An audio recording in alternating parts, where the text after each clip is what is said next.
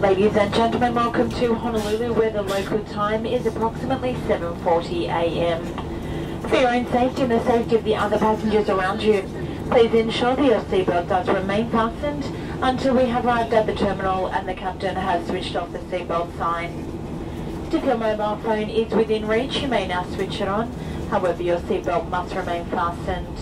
This morning we will be using the two forward left-hand doors to disembark. We do ask that you take particular care when opening the overhead lockers, as your baggage may have moved during the flight. Just a reminder, ladies and gentlemen, that smoking is strictly prohibited whilst disembarking and throughout the airport terminal. On behalf of your Captain Brian Britton, Captain Brooke Armstrong, First Officer Rob Jacobson and the entire crew, I'd like to thank you for choosing to fly with Jetstar.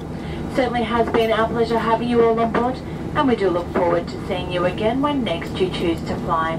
Thank you and good morning.